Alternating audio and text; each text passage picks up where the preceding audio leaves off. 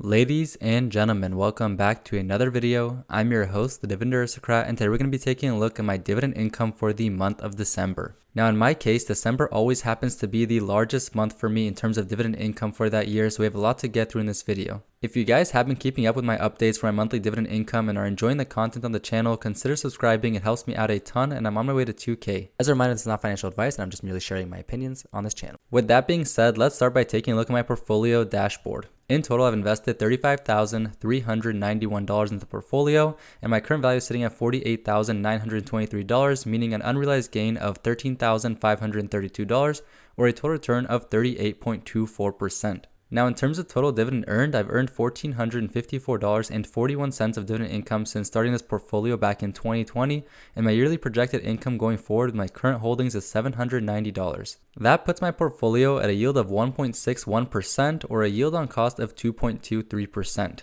Now in total, I do own 24 different holdings, and I was trying to reduce this number, and I was successful in the first half of the year, but towards the end I picked up a couple new stocks, which you guys have been seeing on the channel. I've been buying more into them every month. Now my cash position does sit a little bit high at the moment at $6,105, and I am looking for opportunities to put this cash to work, but so far I haven't found too many of them. Now I will say towards the end of the year, I did invest a bunch of money. We'll look at it later, but I think in December I invested over $2,000 into the portfolio. In terms of the most recent trading day, we were up 1.26% of the portfolio or $600. Now, if we take a look at this table down here, I do like to review it during my monthly updates. We can see my amount invested for the year and my dividends received each year since starting this portfolio. In 2020, I invested $2,809, and fast forward to now, I invested $10,000 in 2024. Now, comparing it to previous years, at least we put in more than 2023, but we're actually still behind 2022. I put $10,200 in that year, and that's because there was a lot of buying opportunities that year, and I went kind of crazy. Now, in terms of dividend income, we are sitting at a new record and by a lot, $729 this year, and you can see by this graph how steep it is increasing. Now, hopefully in 2025, we can pass that $1,000 per year dividend threshold, and I think we'll be able to. I have some new strategies I'm going to use to be investing in 2025,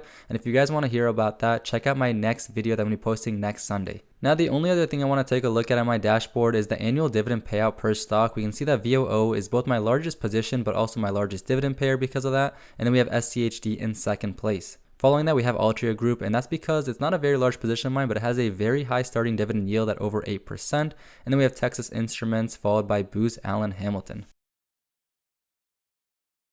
Now, without wasting any more time, let's hop into my order history tab, and this is where I keep track of all the activity in my portfolio. That includes my buys, my sells, and my dividend income. So as you guys can see right here, starting on the 2nd of December and all the way up to the 26th, I got 13 different dividend payments, not including the money in my money market fund. The first payment was from Visa, and if you guys are confused on how I keep track of this, I have the date right here, the symbol, the quantity because I reinvest all my dividends, so how much it reinvested to get me, and the price at which it executed at. So basically I got $1.79 from Visa and it reinvested to get back 0.006 shares at a price of $2.98 per share. Now with that in mind, I do have a question for you guys. Going into the new year, I'm considering not reinvesting all my dividends automatically. Now there's a couple reasons for that, but the first reason is that if my dividend is really small, like in Visa's case, when you reinvest it to get back 0.006 shares, it's not very significant and doesn't help much in terms of compounding. The idea would be that if I could collect some small dividends, for example, Visa plus Ford plus maybe Home Depot, and then reinvest them to buy a whole share of one singular company, it might be a more effective strategy in terms of investing. The second reason I've been considering not reinvesting my dividends is we can see right here last month for MasterCard, the dividend is so freaking small at 67 cents for the dividend that reinvesting it back can only get me the smallest portion which Vanguard allows, which is 0.001 shares. Because of that, it buys MasterCard a price of $670 per share, which is not ideal because the stock price of MasterCard is well below that. As you can see, MasterCard currently trades at $521, and even in the past month, it never hit anywhere close to $670, so I'm basically getting screwed over by that. The last reason I've been considering not reinvesting dividends automatically is because of a mistake I recently made. I had some Ford shares in a separate account that I've since closed down, and I wanted to sell all the shares there even though my Ford shares were selling at a loss. I figured it wouldn't be that big of a deal because I could at least just harvest the losses from that other Ford position. It was a very small position, basically as small as this one right here. But what ended up happening is that my reinvestment for the dividend happened less than a month after that, meaning I would have been subject to the wash rule. The basic premise behind it is you can't sell a stock for a loss, write it off against your taxes, and then rebuy the stock within 30 days, which is what I unintentionally did in this situation. Now, I was aware of this rule, but I totally forgot that Ford was going to have a dividend coming up soon, and because of that, I can no longer write off that loss on my taxes. By not reinvesting my dividends automatically, I can avoid this headache and I can choose when to allocate my funds. So if you guys have any recommendations about this matter, please let me know in the comments down below. I appreciate all the support. Going on, we can see my Booz Allen Hamilton dividend at $4.08, and I think it's going to be higher going forward. I think it's only for some of the shares that I've been purchasing, but I've since bought even more shares of the company,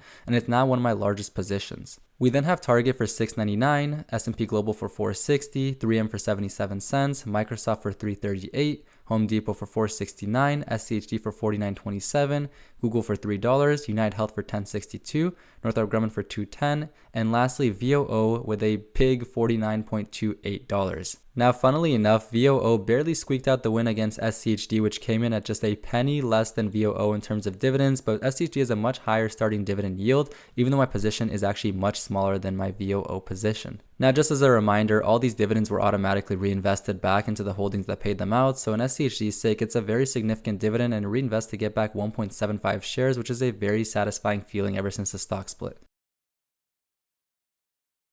Now, looking at my buys for the month of December, I tend to lump these in the same video as my monthly dividend income just because I don't see the purpose of doing a separate video just for this, but if you guys want to see that in a separate video in the future, I can start doing that as well. The only two stocks I bought were Booz Allen Hamilton and Uber, and in total I spent over $2,300 this month on just those two stocks alone, which is far surpassing my $1,000 goal per month. Now, Uber has actually since climbed up in stock price just a little bit, so I'll have to decide if I want to buy any more shares at these prices or just hold off for now.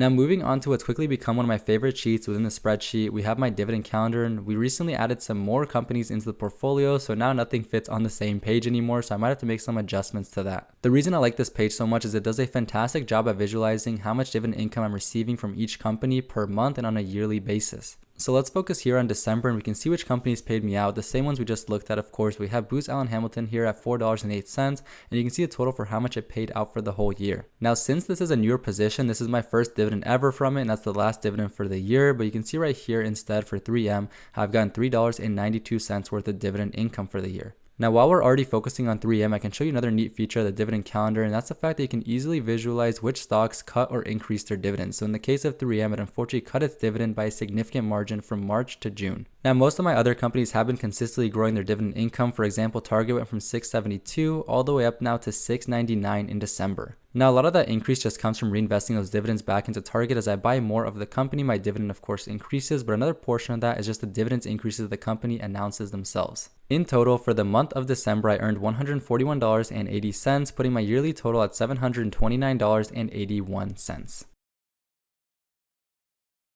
Now, checking out my monthly breakdown section real quick, what this sheet does, it shows how much I've invested each month since starting the portfolio and how much dividends I've received. Now, this is one of the original sheets that I did create for the spreadsheet, and so it does serve a similar purpose to the dividend calendar. So if you guys find this repetitive, let me know down below and I can stop showing it in the videos. You can see here that my first and only dividend in 2020 was $12.45, and that was from VOO. Now, fast forward to this year, and you can see right here that I am earning consistent dividend income on a monthly basis. Highlighted in green is my record month at $141.80, and I just use conditional formatting in order to automatically highlight it for me. We can see that before that, my record was in July at $124.11, and before that, it was actually from the previous year and not from March. It was $121 in December of last year. Now, this graph right here just helps visualize my dividend income on a monthly basis, and over time, it has been increasing pretty consistently. What I will say though is that on a month-by-month basis, it has been very sporadic, and that's because a large position of my portfolio is concentrated into two separate holdings, and they're both ETFs. 50% of my portfolio is currently broken down into VOO and SCHD, and my current allocation, at least my target allocation, is 25% SCHD and 75% VOO. Because of that, on the months that SCHD and VOO pay, my dividends are significantly higher than on the other months. Regardless, we can see that December has consistently been a large month for me, with December 2024 being very large, December 2023, and December of 2022. Now, with my new investment strategy that I'm going to start applying in 2025, I think we'll see a more consistent increase to my dividend income. If you guys have made it this far into the video and are enjoying it so far, leave a like, I really appreciate it.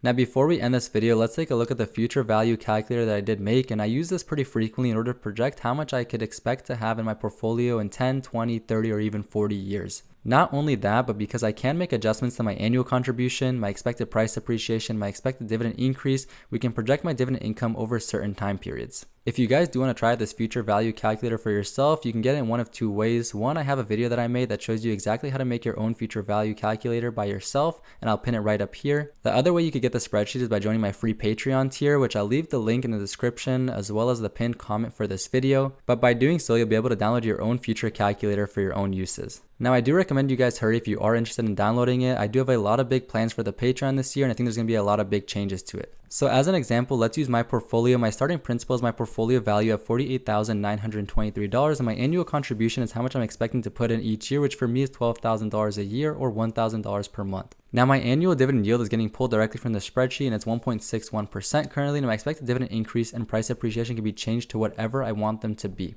In this case, I think we should be more conservative with the dividend increase and set it to 5%, but in terms of price appreciation, I think we should go a little more aggressive and hope to match the returns of the S&P 500 over the long run. Now, you can automatically see everything updating here, and in 10 years, it'll be worth $300,570 if we take these assumptions into account. By that point, my dividend income per year will be $3,100, and my total dividend earned by that point will be $20,000, which will all be reinvested back into the portfolio. Now, we can easily change these timeframes by clicking here and doing different timeframes. So let's look at the 30-year timeframe. That's $3 million expected value and a dividend income of $11,000 per year. Now, I know a lot of you guys might be concerned at why the dividend income is so low, but that's all just dependent on your starting yield and your dividend increases. At this point, if I wanted to live off my dividend income, what I would do is I'd probably sell my portfolio positions and I would put them to higher yielding positions like Altria Group. That way, it would be much easier to achieve the desired dividend income for that time frame. Now, this is much less realistic, but for those of us that have 40 years left, you can always press that 40-year button. That's amazing if you do. You have $8,234,000 of expected portfolio value with a dividend income of $18,000 per year.